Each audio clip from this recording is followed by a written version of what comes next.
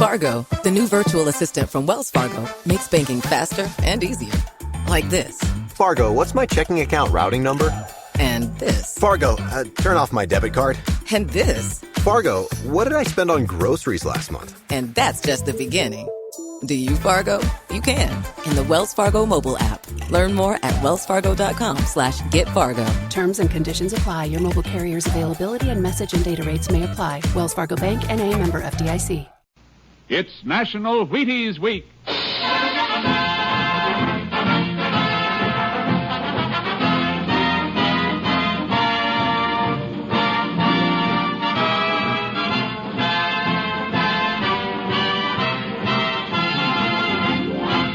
Yes, it's National Wheaties Week, and Wheaties present Joel McCrea in Tales of the Texas Rangers. On stage tonight, transcribed from Hollywood, another in the Wheaties big parade of exciting half-hour presentations.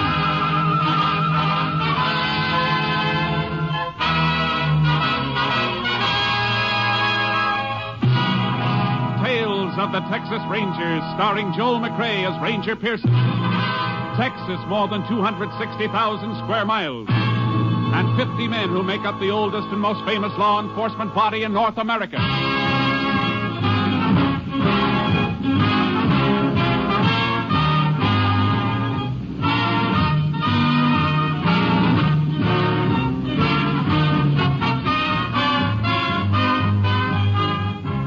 And now, from the files of the Texas Rangers come these stories based on fact. Only names, dates, and places are fictitious for obvious reasons. The events themselves are a matter of record.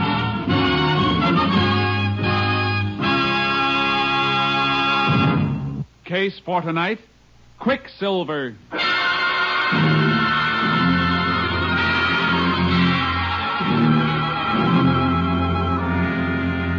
At 11:30 on the night of May 22nd, 1947, the Stockholm Ranch, located in the middle of Carson County, Texas, was darkened for the night when the occupants were awakened by the barking of a dog.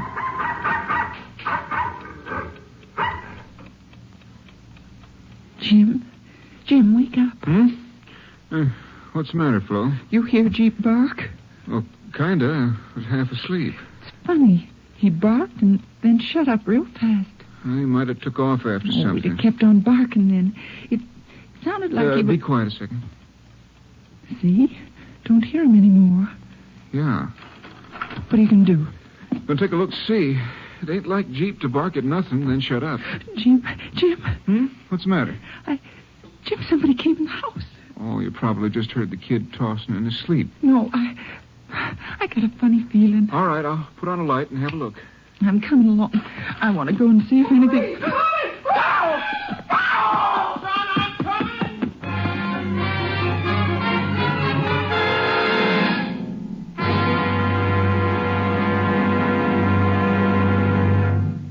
It's National Wheaties Week. Time to buy Wheaties, eat Wheaties, buy more Wheaties, eat more Wheaties. Time to join America in a brighter morning. Sure, it's National Wheaties Week. Everybody's eating them. You have some, too. Have them for fun. Have them for flavor. Have them for feeling good and working good and looking good. Have Wheaties for any reason at all, but get them. Whole wheat, crisp whole wheat, golden whole wheat.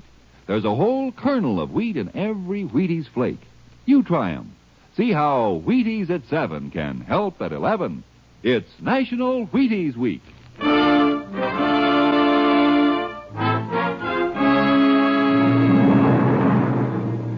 On May 29th, 1947, the bodies of Jim and Flo Stockholm and their 10-year-old son, Carl, were discovered by a playmate of Carl's. Sheriff Lockins notified the Texas Rangers, and Ranger Jace Pearson was assigned to the case. Place is just like it was, Jace, excepting for the bodies. Kind of a mess, isn't it, Sheriff? Yeah. All three of them in their night clothes, you said. Uh-huh. This here is Jim and Flo's bedroom. I see. Bedclothes mussed up. Whoever did the killing woke him up. Likely the dog woke him. Oh, yeah. Jeep, you said. Found him dead a piece from the house. Clubbed over the head. Uh-huh. Okay, let's say Flo and Jim Stockholm were awakened by the dog. Jim would get up and see what was the matter. Flo went with him probably to see if the kid Carl was okay. They didn't get no further than this room here, right outside the bedroom. Yeah, all three of them. Funny Jim Stockholm didn't have a gun. Yeah, if he thought somebody was in a house or prowling around outside, he'd have grabbed his gun. Unless something stopped him. What are you thinking about, Jace? Just that the killer might have got in Carl's room. That's right over here. Uh-huh. Maybe Carl spotted the killer, hollered, and that'd make both Jim and Flo jump fast. Yeah. Jim wouldn't think of grabbing his gun. This window here has been jimmied up. You see that? Yeah. I guess you're right. Killer coming this way. Kid saw him, yelled. Tried to get out. Got as far as the room out here. Uh-huh. There's what they were killed with, Jace. Flat iron. An old-fashioned flat iron. Yeah, used as a doorstop. Killer grabbed it and used it. Wonder why he didn't shoot. How far away is the next ranch, Sheriff? 6 miles at least. Why? Just figuring maybe the killer didn't want to risk the noise of shots. Must have picked up the flat iron. Why, he killed the little kid, too. Didn't want anybody to be able to identify him. Yeah, likely. Well, what now, Jace? I'd like to fine-comb this house for fingerprints. Meantime, I got a few things I'd like you to find out in town.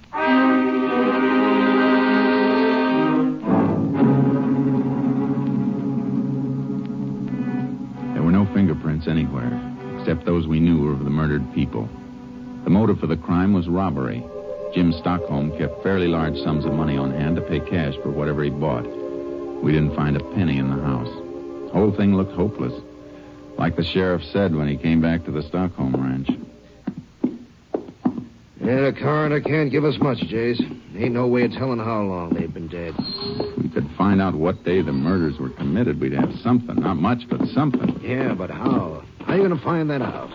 Nobody saw the Stockholms before they were killed? For sure. Jim went into town on the 22nd week ago. Out here, if nobody sees his neighbor for a week, ain't nothing thought about it. So the murders could have been committed any time between the 22nd and the day the bodies were discovered. That's the way it sizes up, Jace. Killer's got at least a week to make tracks for, well, Texas is big. Uh-huh. Sheriff, that fence there, near the corral. Well, that's a hog pen. Hey, the hogs are gone. Yeah, busted through. Come on. I never noticed it before. Never thought about looking for the hogs. Who would? Well, look here, Sheriff, where the fence is busted through. Look at these. Here. Hog bristles. Lots of them. Caught on the broken part of the rail. Hogs broke out and pushed through here. Yeah, but look at here, Jace. What's it got to do with what we're after? What made these hogs go wild and break out? It's my guess they got awful hungry. Sure. And went looking for something to eat. Come on. We're going to the barn and take a look at the hog feed. Then we're going into town.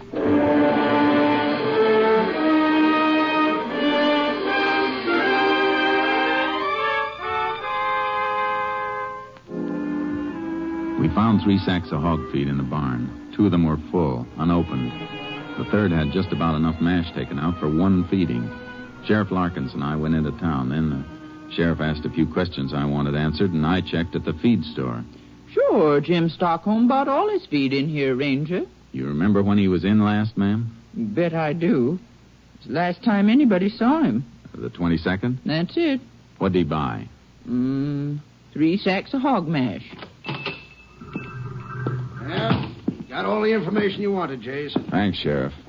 Now, ma'am, is there anything else you can remember about that day? Stockholm seemed troubled or anything? No, just stopped in for a minute. All he said was he had to get back with the mash. He was all out. Are you sure of that? Just as sure as I'm standing here. And you're sure it was the 22nd? I can make it real sure, Ranger. Got all my sales in this book. Let's see. 25th. Yeah, here it is. 22nd. 3 sacks of hog mash to Jim Stockholm. Thank you, ma'am. Let's go, Sheriff. You're sure welcome, Ranger. You helped a lot. What have you got, Jace? The Stockholms were killed on the 22nd. How do you know? Jim Stockholm bought these 3 sacks of feed on the 22nd. He said he was all out at the ranch. He had to get home and feed the hogs. We found 2 of the bags unopened. Yeah, and the third with only about enough mash out of it to give the hogs 1 meal. Which means he fed the hogs on the 22nd, but he didn't the next day or the next. Because he was dead. That's it. Now, we got a lot of checking to do, and it's all going to hinge around the 22nd.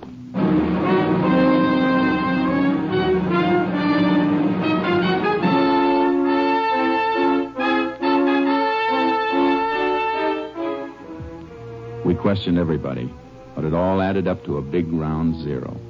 Everybody knew Jim Stockholm and liked him. He didn't have an enemy. Everyone we questioned could account for his time on the 22nd. Nobody'd seen a stranger in town. So I played a hunch. Sheriff Larkins and I rode over to the Stockholm ranch trying to pick up anything. Then about 8 miles north of the ranch, we got a break. Hey, Chase! Chase! Yeah, Sheriff? Here, with you. What do you got, Sheriff? I don't know. Looks like ashes. Empty bean can there, too. Looks like somebody cooked himself a meal here. Horses' tracks around here, too. 1 horse. Yeah. Looks like they might be about a week old. Might not mean a thing, Chase. Could be anybody's horse. Sure could, but nobody in town saw a stranger. Little town like that, people notice a stranger right away. But if a man came riding from this direction, chances are nobody'd see him. Still could be anybody. I know. I'm going to take a real close look. Okay, I'll cover this part. Good.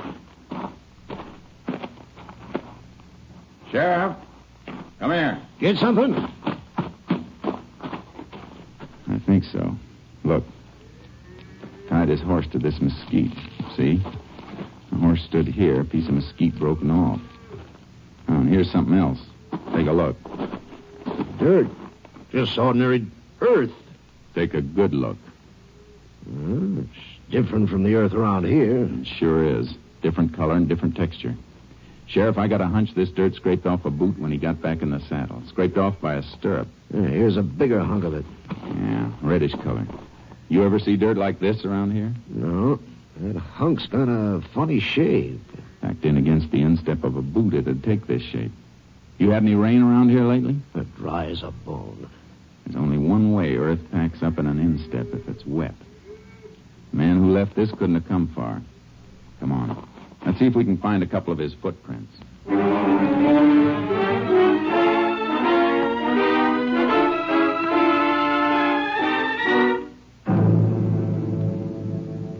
We picked up a few prints. I took their measurements. Then we went back into town. I asked some more questions. Meantime, I sent the earth samples to the lab for analysis. And by the time I got back to my headquarters, Captain Stinson had the report. Looks like this earth came from southwest Wheeler County, Jace. At least the lab thinks so. Wheeler County southwest. Well, it kind of fits, Captain. Fits what? That part of Wheeler County is not far from Stockholm Ranch. No, it isn't. Just about as far as it'd take wet earth to dry out and get hard enough to scrape off a man's boot. Yeah, I see. What else you got? A few horsehairs I picked off the mesquite bush. Looks like the fellow was riding a sorrel. And something else. Plaster casts of his boot prints. Mm-hmm. It's a pretty big boot. Big man. Maybe 6'2" or 3. You're right. But there are no fingerprints. There's no real evidence. This fellow whose boot prints you got, he might have been anybody. Might never have gone near the Stockholm Ranch. Yeah, I know that, Captain. You didn't pick up any of his boot prints around the house, did you? No, place was pretty messed up. A lot of people got there before I did. Yeah, that's one break a criminal always gets. If only people'd stay away. If only they'd have enough sense to realize. Sure, but they don't. They don't mean any harm, though. Okay, what's next? Look for a man 6'2" or 3 riding a sorrel? I'd like to, Captain. Starting where? Well, Texas, I guess.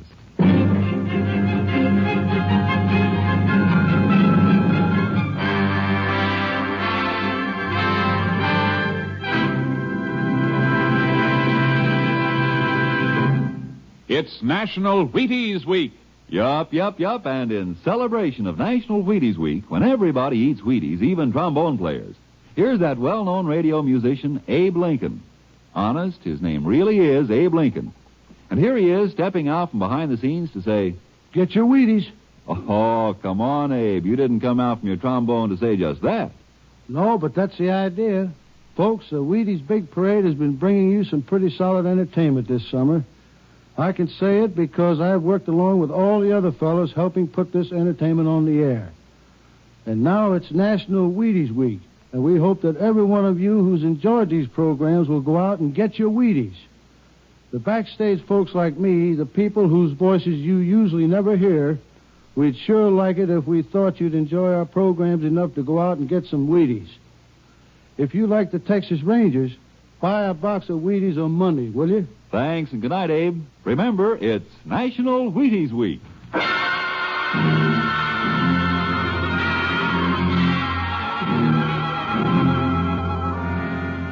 I kicked around for a few days, covering all the ground I could between the Stockholm Ranch and Wheeler County, and then I reported back to Captain Stinson.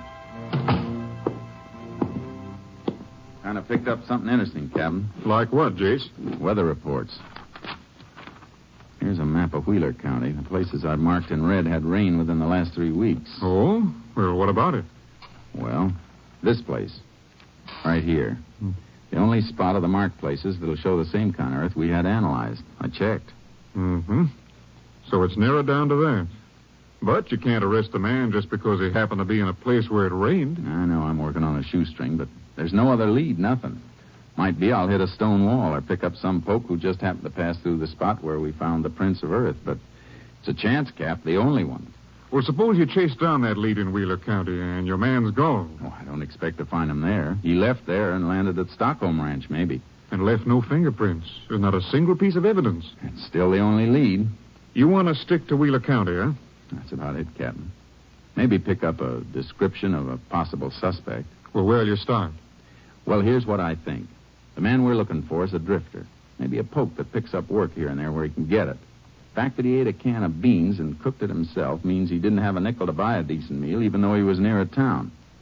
That kind's usually a drifter. Made a buck here and a nickel there. You see what I mean? All right, Jace. Play the hunch. But if the lead peters out... I'm hoping it won't. See you later. Now, you keep in touch. Yeah. Radio or phone. So long.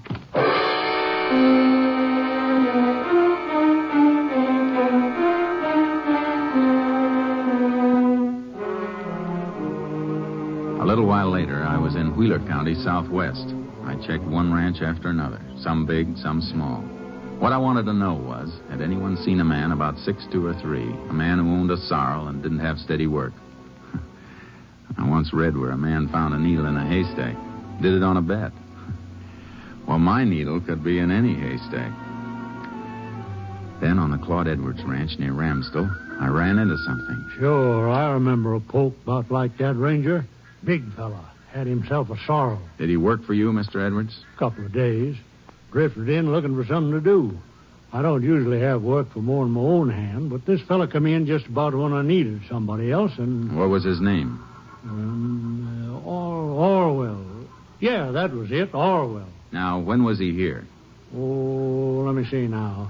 That'd be around the 19th, 20th. And when did he leave?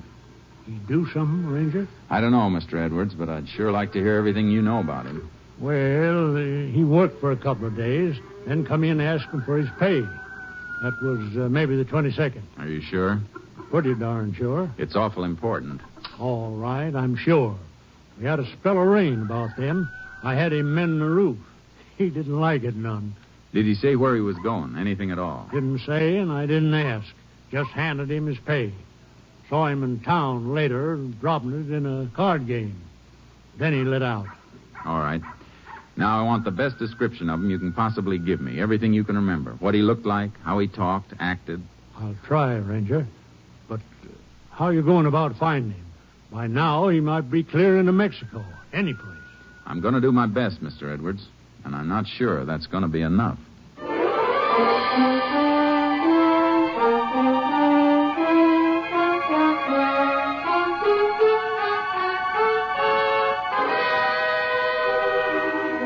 I got a description of Orwell. 6'2", dark hair, rode a sorrel, tight-lipped and not too easy to get along with, black mustache.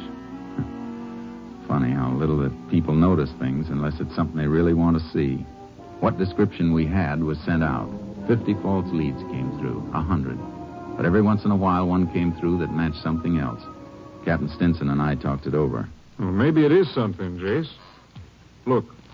100 different leads, but there's one that shows up every so often. This one. Same description. Drifter, gambles a lot, had a dozen different jobs. Well, there's something else, Jace. Now look at the pattern here. Yeah, I am. This one keeps moving southwest, always away. The others jump around. The last report came from San Carlo 2 days ago. Mm-hmm. I'd like to mosey into San Carlo and see if I can pick up anything from there. I figure this Orwell's moving slow. He's counting on being safe by now. Well, what if you find him? There's still not much evidence. We'd have to get a confession out of him. Nothing we've got will stick in a court. I got an idea about that. Let me try it, Captain.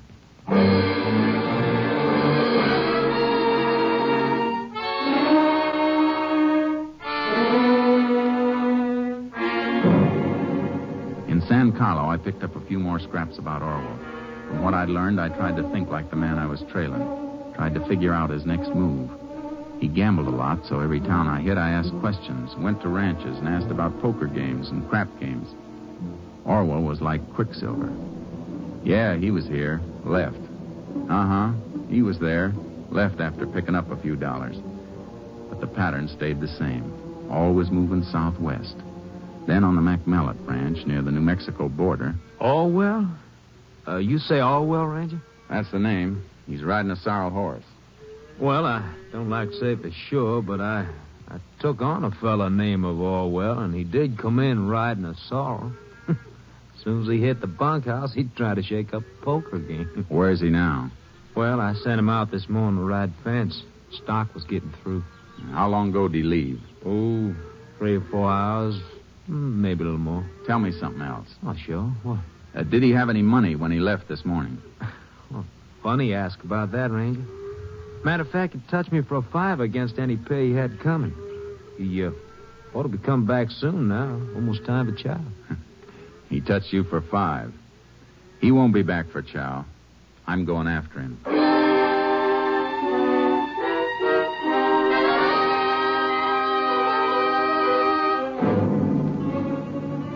I followed the fence rider's trail. It was well into the afternoon when I spotted a rider up ahead. I took off my badge and stuck it in my pocket, put my guns in my waistband under my jacket, and caught up with him.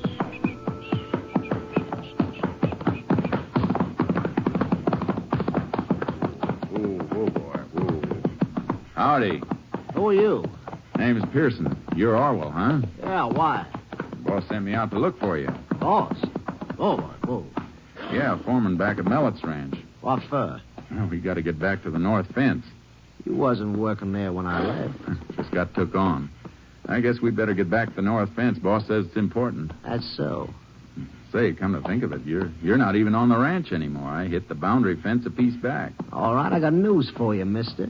I ain't riding fence. Now you take off. You see about that north fence. Huh? You mean you're quitting? Right the first time, mister. Now, so long. Hey, hold it a minute.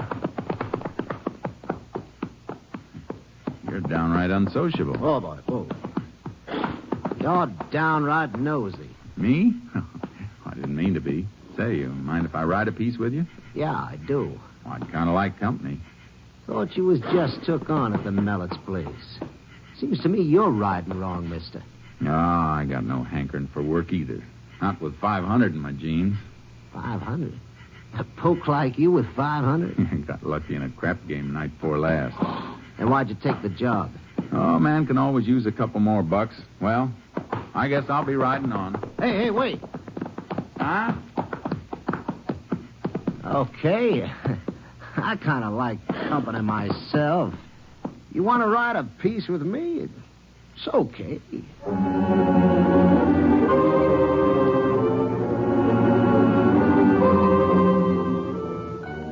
We rode on the rest of the day, and I found out Orwell was planning to head into Mexico. We bedded down early. And along toward midnight, when Orwell thought I was asleep, he raised up and moved toward me.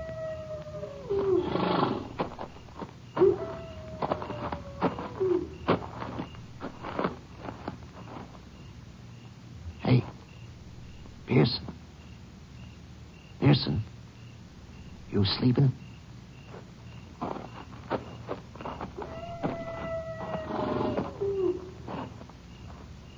Something you want in my saddlebag, Orwell? I thought you were sleeping. No. Don't reach for it, Orwell. I'll blow your head off. What are you getting so head up about? Man starts to go through my saddlebags when I'm sleeping. I get touchy. I'm just looking for cigarettes. No need for that gun. Yeah? Sure. Wasn't looking for 500, were you? You call me a crook? You name it, Orwell. You are touchy. Okay. Put that gun away, Pearson. You're acting like a kid. I tell you, I was just looking for cigarettes. Sure. Guess I did maybe bust a strap. Okay, bring that saddlebag. Cigarettes are in it. Yeah, sure. Left or right one? Right. There you are. You open it this time. Hey, what you got in there? Stuff. Okay. Cigarettes are wrapped up in that piece of blanket. Help yourself. Well, thanks. Cigarettes in here? Feels like a ton of iron. Could be. Wait! Anything wrong, Orwell? It's a flat iron. Uh-huh. Funny thing to be carrying around. Why? I knew a man once carried around a cow skull tied to his saddle horn. Why are you carrying this? Dunno. Why are you asking? Who are you? I told you. Name's Pearson. Jace Pearson. Cigarettes are there. Help yourself. I don't want any. Suit yourself. Mind handing me that flat iron, Orwell? Why? I just want it. Go on, hand it to me. No. Hey, you're looking real pale, Orwell. You're not scared of coyotes, are you? Shut up. Iron makes a good nutcracker. Maybe I carry it for that. Shut up, I said. Go on, Orwell. Hand me the flat iron. Pick it up. It's not so heavy. It's heavy enough. Man could pick it up like this, lift it up over his head and bring it down hard like... Why not? Why, you... No. Orwell, stand still. Don't run. Hold it, Orwell. I'm warning you. Hold it.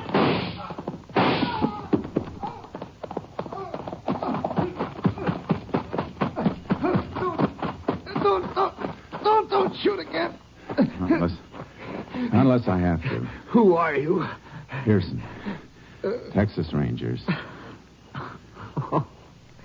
Figured I'd get caught up with... Guess we better start going, Orwell. You're not hurt too bad. Shooting by moonlight kind of spoils a man's aim. Come on, let's go.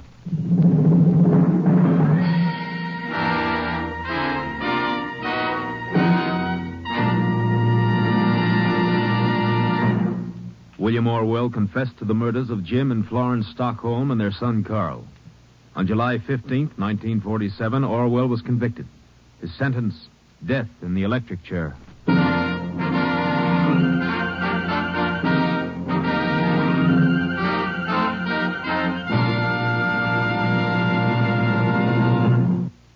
Joel McRae, your Texas Ranger, has asked me to ask you to have some Wheaties. Yes, have some Wheaties because it's National Wheaties Week. The week when everybody goes out and buys a box and enjoys a dish of America's famous whole wheat flakes. Start early in National Wheaties Week so you'll have time to buy 'em and eat 'em and buy some more and eat some more. Wheaties, that is. And while you're enjoying 'em, partner, you're getting wide-awake energy, whole wheat energy. There's a whole kernel of wheat in every Wheaties flake. Begin a better breakfast with Wheaties and see if you don't find yourself striding high, wide, and handsome right through the morning. Rangers can ride better, salesmen can sell better, plumbers can plumb better with a better breakfast. Milk and fruit and Wheaties. Get yours. Breakfast of champions. It's National Wheaties Week. Next week, Joel McRae in another authentic reenactment of a case from the files of the Texas Rangers.